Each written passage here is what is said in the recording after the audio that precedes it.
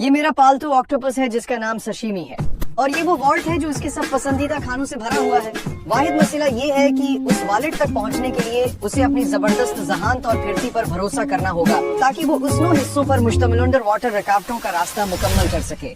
واحد مسئلہ یہ ہے کہ اس والٹ تک پہنچنے کے لیے اسے اپنی زبردست ذہانت اور پھرتی پر بھروسہ کرنا ہوگا تاکہ وہ اس 9 پارٹس پر مشتمل انڈر واٹر رکاوٹوں کا راستہ مکمل کر سکے۔ لیکن آپ سمجھ رہے ہیں کہ ہم یہاں تک کیسے پہنچے؟ ہمیں 6 months پیچھے جانا ہوگا جب میں نے سوچا کہ ایک پالتو آکٹوپس لے لوں تاکہ خود دیکھ سکوں کہ کیا یہ واقعی اتنے ہوشیار ہیں جتنا لوگ کہتے ہیں۔ اور جب ہم اسے کرنچ لیب واپس لائے اور نمکین پانی کے لیے خاص تیار کیے گئے خوبصورتی سے سجے ٹینک میں رکھا تو وہ فوراً آرام سے وہاں ایڈجسٹ ہو گئی جیسے وہ پہلے سے ہی وہاں رہ رہی ہو۔ اور پہلی چیز جو نظر آئی وہ یہ کہ یہ کتنے تجسسی ہوتے ہیں۔ مثال کے طور پر جب بھی کچھ ٹینک میں ڈالو جیسے بازو، وہ فوراً تیر کر آتے ہیں اور بات چیت کرنے کی کوشش کرتے ہیں۔ یہ میں 1 منٹ میں کر لیتا ہوں، لیکن اس سے بڑھ کر یہ مضبوطی سے چیزوں کو پکڑ سکتی ہے جیسے میرا ہاتھ۔ اس کی سیکشن کب بھی میرے بارے میں معلومات اکٹھی کر رہی ہیں جیسے میری خوشبو، ذائقہ اور رنگ۔ چند ہی ہفتوں میں جتنی وہ کھیلنے کی شوقین ہے اس سے فوراً تعلق بن جانا مشکل نہیں ہوتا۔ مثال کے طور پر اسے جیٹ سٹریم میں جا کر اپنی ٹینٹیکلز کو لہرانا بہت پسند تھا، جیسے کوئی ڈاگ گاڑی کی کھڑکی سے سر باہر نکالتا ہو۔ وہ ہمارے ساتھ کیچ کھیل سکتی تھی۔ جب بھی وہ کیمرہ دیکھتی تھی اسے سیلفیز لینے کا بڑا شوق تھا، اور جب بھی ہم اس کے ٹینک میں ٹوائے سب مرین رکھتے وہ پورا 20,000 لیگز انڈر دی سی بن جاتی۔ اور جب میں نے مزید تحقیق کی تو پتا چلا کہ 100 ملین آکٹوپس جو ہم ہر سال کھانے کی میز یا پیٹ سٹور میں رکھتے ہیں، ان سب کی پیدائش اور پرورش سمندر میں ہوتی ہے، یعنی وہ قید میں پیدا نہیں ہوتے۔ اور مجھے اچانک یہ احساس ہوا کہ میں فائنڈنگ نیمو میں برے کردار کی طرح ہوں، اور چونکہ کوئی بھی فائنڈنگ نیمو میں برا کردار نہیں بننا چاہتا جتنا ہم نے یہاں کرنچ لیبز میں سشیمی کو پیار دیا۔ میں نے تھوڑی تحقیق کی اور پیٹ سٹور سے پتا چلا کہ اس کو عین اسی جگہ سے پکڑا گیا جہاں وہ سمندر سے نکالی گئی تھی۔ مسئلہ یہ تھا کہ وہ اب کافی عرصے سے ہاتھ سے کھانے کی عادی ہو چکی تھی۔ تو آئیڈیا یہ تھا کہ اگر وہ ریکارڈ کورس بھول بھلیاں کو سمجھ کر یاد رکھ سکتی ہے تو مجھے یقین ہو جائے گا کہ وہ سمندر میں اپنے شکار کے دن یاد رکھ سکے گی اور ہم اعتماد سے اسے واپس گھر بھیج سکتے ہیں۔ پلان کے پہلے فیز میں اس کو کچھ چیلنجز دیے اور اس کا رویہ دیکھ کر سمجھنے کی کوشش کی کہ اس میں کیا صلاحیتیں تھیں، اور پتا چلا کہ یہ تو واقعی کافی بڑی بات ہے، بہت زیادہ۔ شروعات کے لیے ان کی رنگ اور شکل بدلنے کی صلاحیت جانوروں کی دنیا میں ان میچڈ ہے۔ مثال کے طور پر کیا تم اس آکٹوپس کو یہاں چھپے ہوئے دیکھ سکتے ہو؟ اور اس سے بھی زیادہ حیرت انگیز بات تب لگتی ہے جب آپ اسے سلو موشن میں الٹا چلا کر دیکھیں کہ یہ تبدیلیاں کتنی تیزی، مہارت اور آسانی سے ہوتی ہیں جیسے جادو ہو رہا ہو۔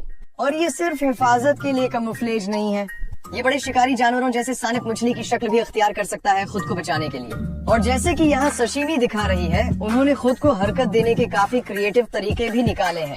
تحقیقات سے پتا چلا ہے کہ آکٹوپس مخصوص افراد کو پہچانتے ہیں، اور جب وہ ٹینک کے پاس سے گزرتے ہیں تو صرف انہی پر پانی پھینکتے ہیں، یہاں تک کہ اگر وہ کپڑے بدل لیں پھر بھی آکٹوپس انہیں پہچان لیتے ہیں۔ یا پھر کچھ کہانیاں ہیں جہاں آکٹوپس بار بار پانی کی دھاریں مار کر روشنی بند کر دیتا ہے۔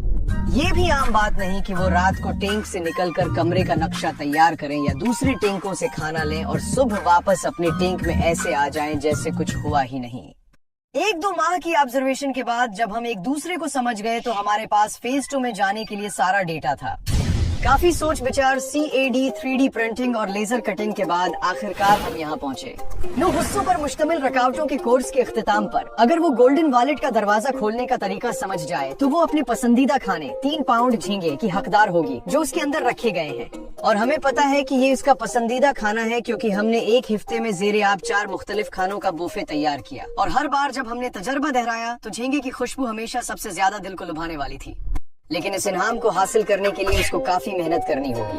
شروع میں واپس آتے ہیں نمبر 1 سے دی اوور انڈر۔ یہ اگر ان پتھروں کے بیچ سے نیچے سے گزرنے کا راستہ ڈھونڈ لیتی ہے تو پھر اسے ان تیرتے ہوئے گیندوں کے اوپر سے گزرنے کا بھی کوئی طریقہ نکالنا ہوگا، اور اگر وہ یہ کر پاتی ہے تو سبز دائرے کے پورٹل سے نکل کر وہ خود کو 4 پینل والے گھومتے دروازے کے سامنے پائے گی، اور اگر وہ سیکھ لے کہ گھومتے دروازے کیسے کام کرتے ہیں اور اگلے گرین پورٹل سے نکل جائے تو پھر سشیمی کے سامنے ایک دیوار کھڑی ہوگی، اور اس موقع پر کھیل ختم ہو جاتا ہے جب تک کہ وہ صحیح اندازہ نہ لگائے کہ اس بلاک کو دھکیل کر وہ گزر سکتی ہے اور اپنا سفر اوپر کی طرف جاری رکھ سکتی ہے۔ اور یہی سب کچھ ایک درجے آگے بڑھ جاتا ہے کیونکہ مہارت زیادہ ضروری ہو جاتی ہے۔ इस सूरत में उसे उस लीवर को पकड़कर सलाड के अंदर घुमाना है, जिससे बाल नीचे गिरेगी और रास्ता साफ हो जाएगा जो ट्यूब के जरिए ऊपर जाता है। लेकिन जब वो ट्यूब से ऊपर तैर कर बाहर आएगी तो फंस जाएगी, क्योंकि सरख दरवाजे ने रास्ता बंद कर दिया है। ये तब तक मुमकिन नहीं जब तक वो इमरजेंसी एग्जिट बटन न दबाए, जो शीशे की वजनी गेंद को किनारे से नीचे गिराकर दरवाजा खोल देगा और फिर उसे मेरी पसंदीदा रकावट मछली पानी से बाहर में दाखिल होने देगा। क्योंकि यहाँ साशिमी के आगे बढ़ने का वाहिद तरीका ये है कि वो अपनी ये सलाहियत दिखाए कि वो जमीन पर आराम से 1 घंटे तक रह सकती है, पानी से निकलकर ऊपर चढ़े, पार जाए और फिर दूसरी तरफ नीचे उतरे। जहाँ पोर्टल से गुजरते ही उसे थोड़ी पावर अप मिलती है, क्योंकि स्नॉर्कलिंग फाटगस की पेट पर एक झींगा है। ये कुछ पुरानी याद दिलाता है, जैसे स्क्वायरल मेज में वो टूरिस्ट ट्रैप जहाँ एक खास जगह रखा गया नाश्ता ब्रो का तस्वीर लेने का सबब बना। लेकिन इस मामले में मैं उसे मेडूसा कहता हूँ, क्योंकि उम्मीद ये है कि जब वो झींगा को अपनी चोंच के साथ खाती है, जिसके नीचे उसकी टांगे अकठी होती हैं, ऐसा लगता है कि फाटगुस के बालों की 8 चोटियां हैं। अब जबकि वो फ्रेश है, साशिमी उम्मीद करती है कि वो मजबूती से आखिरी चैलेंज मुकम्मल करेगी, जिसमें 2 रकावटें हैं, क्योंकि ऊपर 6 सुराख हैं, छोटे से लेकर बहुत छोटे तक।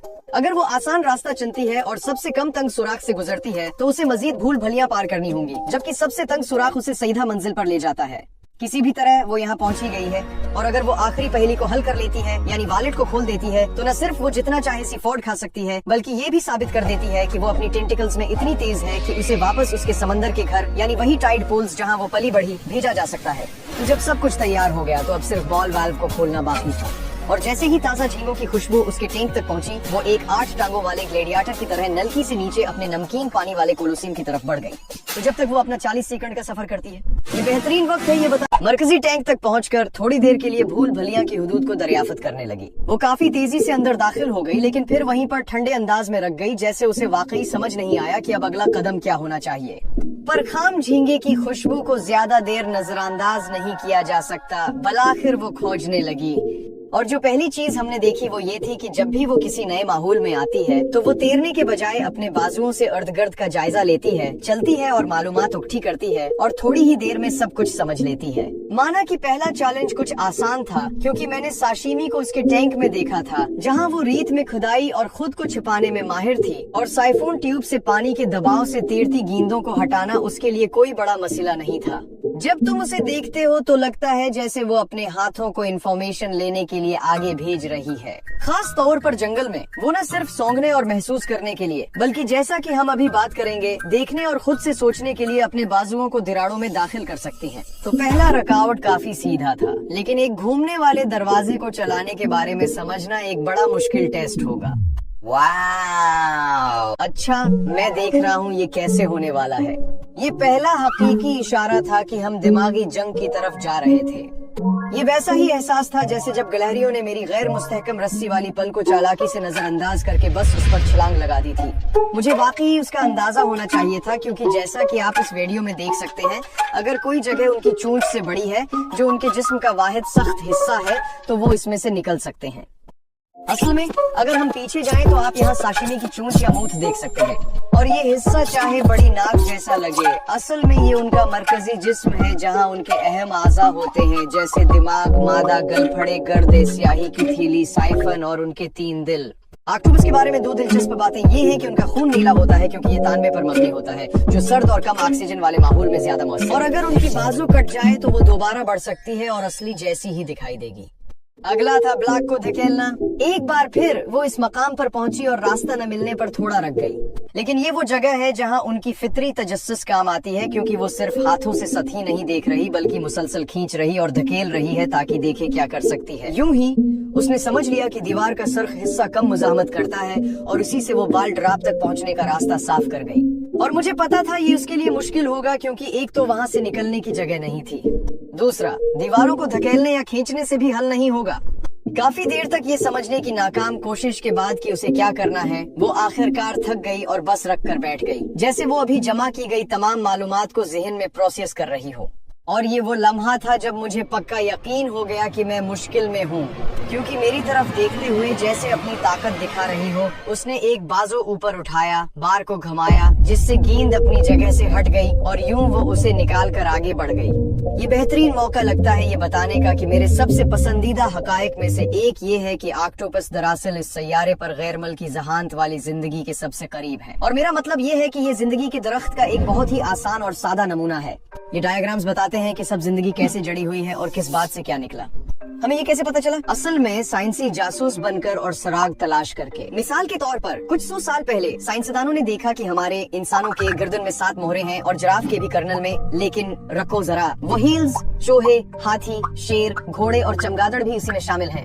تو یہ اشارہ ہے کہ ان سب کا ایک ہی مشترکہ جد ہے اور یہ سب میملز کہلانے والے گروپ میں شامل ہیں۔ اور یہ صرف گردن کی ہڈی نہیں ہے، دیکھو کیا ہوتا ہے جب تم انسان کے بازوں کی ہڈی کی کنفیگریشن کو چمگادڑ، مرغی، کچھوے اور ڈولفن سے موازنہ کرتے ہو۔ یہ کمال ہے کہ چھوٹی سودمند تبدیلیاں اور لاکھوں نسلیں کیا پیدا کر سکتی ہیں، اور ظاہر ہے پچھلے 40 سالوں میں جینوم سیکوینسنگ کی ترقی سے ہم مختلف جانداروں کے ڈی این اے کا موازنہ کر کے اپنی معلومات کی تصدیق کر سکتے ہیں، جیسے کتاب کے آخر میں جواب دیکھنا۔ بہرحال اگر آپ ان تکنیکوں کو استعمال کر کے دیکھنا چاہتے ہیں کہ زندگی کے درخت میں ہمارا نسب آکٹوپس سے کہاں جدا ہوا، تو آپ کو آدھے ارب سال پہلے ایک سادہ فلیٹ ورم تک جانا ہوگا۔ لیکن اگر آپ غور سے دیکھیں تو جو جانور ہم سمجھتے ہیں کہ سمجھدار ہیں وہ زندگی کے درخت کے اسی طرف ہیں، جیسے ڈولفن، کتے، سور، گھوڑے، انسان، بلکہ پرندے، ڈائنوسار اور مچھلیاں بھی۔ ان کی ذہانت اور سوچنے کے طریقے آپس میں جڑے ہوتے ہیں، جیسے کہ وہ بازو کی ہڈیاں جو میں نے دکھائی تھی۔ لیکن آکٹوپس نے اپنی ذہانت کو یہاں کی ہر چیز سے بالکل آزادانہ طور پر تیار کیا، جیسے کسی دوسرے سیارے کے اجنبی۔ اسی لیے وہ ہم سے اتنے مختلف بنے ہیں۔ فار ایگزامپل، ان کے پاس کیٹ سے 2 گنا زیادہ نیورونز ہوتے ہیں، مگر یہاں کے باقی جانوروں کے براکس جہاں ساری نیورون دماغ میں ہوتی ہیں، آکٹوپس کا صرف 1/3 دماغ میں ہوتا ہے اور باقی ہاتھوں میں۔ یہی نہیں، یہ ہاتھوں سے بو اور ذائقہ بھی لیتے ہیں، بلکہ خود سوچ کر کچھ بھی کر سکتے ہیں۔ اس کے معنی یہ ہے کہ اگر ان کا بازو کٹ بھی جائے تو بھی وہ روشنی کو محسوس کر کے اپنے ماحول کے مطابق اپنا رنگ بدل سکتا ہے۔ یہ ایسے ہوگا جیسے آنکھیں بند کر کے کمرے میں چل کر جاؤ، دیوار کو چھو کر اپنے ہاتھ کا رنگ اس کے مطابق کر لو۔ 8 الگ الگ چھوٹے دماغوں کے ساتھ ایک مرکزی بڑا دماغ ہونا ہمارے لیے کسی خلائی مخلوق کی ذہانت جتنا ہی ناقابل فہم ہے۔ اب واپس میز میں سشیمی ایمرجنسی بٹن تک پہنچ گئی تھی، وہ آدھے راستے پر تھی، اور ہمیشہ کی طرح اس نے اپنی بازو سب کچھ چیک کرنے کے لیے استعمال کی، اور جیسے ہی وہ سرخ دروازے کو محسوس کرتی ہے وہ میری چال سمجھ جاتی ہے اور فوراً بٹن دبا دیتی ہے تاکہ گیند گرے، دروازہ کھلے اور وہ اگلے مرحلے کی طرف بڑھ جائے، جو کہ میرا پسندیدہ چیلنج ہے، فش آؤٹ آف واٹر۔ اور مجھے یہ دیکھ کر سکون ملا کہ میں نے اسے ایک اور مشکل چال دی، کیونکہ کافی دیر تک اپنے بازوؤں سے راستے تلاش کرنے کے بعد اس نے سمجھ لیا کہ آگے بڑھنے کا واحد راستہ اوپر اور باہر ہے، اور خود کو ہمت دلانے کے بعد وہ بس فوراً چل پڑتی ہے، اوپر پھسلتی ہے، پھر پار، اور آخرکار نیچے آ جاتی ہے۔ یہ دکھاتا ہے کہ آکٹوپس کی اور طاقتیں ہیں، کیونکہ یہ پانی سے باہر 1 گھنٹے تک زندہ رہ سکتے ہیں، اور جیسا کہ آپ یہاں دیکھ سکتے ہیں، یہ اس کی سب سے بڑی وجہ ہے کہ وہ ٹائیڈ پولز کے اندر اور آس پاس کامیاب شکاری ہیں۔ اب جب ہم آخری مرحلے میں ہیں تو مجھے لگا میڈوسا کے ساتھ اسے ایک چھوٹی سی اسنیک بریک چاہیے۔ جیسے ہی وہ پیچھے لگا جھینگا دیکھتی ہے، وہ اپنی چونچ سے کھانا شروع کر دیتی ہے، اور چونکہ یہ اس کی تمام ٹانگوں کے مرکز میں ہے، ہمیں فاٹ گز کے لیے مختلف ہیئر آپشنز ملتے ہیں، جن میں پہلی آپشن ایک آزادانہ ریتیلے سنہری بال ہیں، جو بعد میں گہرے رنگ کے بال بنانے کی طرف چل پڑتے ہیں۔ اب وہ اتنی بڑی تبدیلی کیوں لا سکتی ہے؟ کیونکہ ہر آکٹوپس کے پاس ان کی آستینوں میں 4 ٹرکس ہوتے ہیں۔ پہلے ان کی جلد پر چھوٹے چھوٹے تھیلے ہوتے ہیں جنہیں کرومیٹوفورس کہتے ہیں، جو کالے، سرخ یا پیلے رنگ سے بھرے ہوتے ہیں۔ پھر وہ مسلز سے ان تھیلیوں کو غبارے کی طرح کھینچتے ہیں تاکہ 3 رنگوں میں سے کوئی بھی رنگ یا ملاپ بنا سکے۔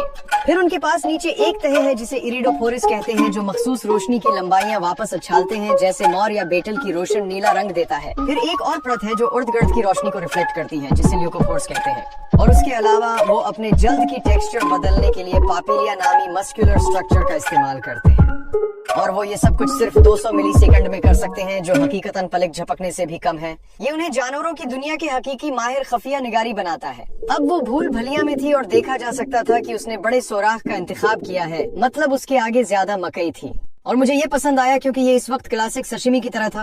لیکن آپ دیکھ سکتے ہیں کہ وہ خاصی دیر تک ساتھ دینے کے لیے تیار ہے، اور راستے میں تقریباً ہر ممکن غلطی کرنے کو بھی، لیکن پھر آخرکار وہ اسے چھوڑ کر سیدھا آخر پر پہنچ جاتی ہے۔ اور حالانکہ یہ تکنیکی طور پر ایک آٹو ڈی کیو ہے، میں نے بڑا دل دکھا کر جانے دیا، جس کے بعد 1 مہینے کی ٹریننگ کے بعد وہ گولڈن والیٹ تک پہنچی اور آخرکار یہ سب کر لیا۔ اور جب ٹائم اس کے حق میں تھا تو وہ فوراً ڈور کی طرف گئی، اسے جڑ سے اکھاڑ دیا اور پھر مزے سے انجوائے کرنے لگی اپنی محنت کی کامیابی۔ اتنے سارے شرمپ دیکھے جو اس نے زندگی میں کبھی نہیں دیکھے تھے، اور جب اسے تھوڑے وقت کے لیے خوشی سے کھانے دیا تو میرا وعدہ پورا کرنے کا وقت آ گیا۔ اسے وہ خوشی دینی تھی جو اسے ملنی چاہیے تھی۔ اسے 8 گھنٹے کی مسافت کے بعد اسی ساحل پر لے جایا جائے گا جہاں وہ بڑی ہوئی تھی۔ جب اس نے میرے سارے بیوقوف پزلز کو سالو کر لیا اور یاد بھی رکھ لیا تو مجھے پورا یقین ہو گیا کہ وہ یہ بھی آسانی سے یاد کر سکتی ہے کہ کھلے سمندر میں اپنے لیے خوراک کیسے تلاش کرنی ہے۔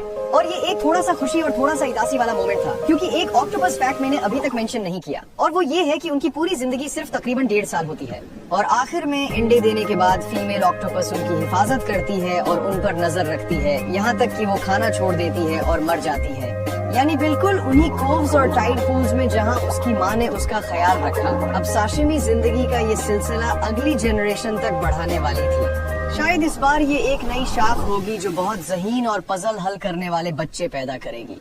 جو کچھ آپ ساشیمی کے بارے میں جانتے ہیں، حیران کن نہیں کہ اس کے کھلونوں کا ذوق بھی زبردست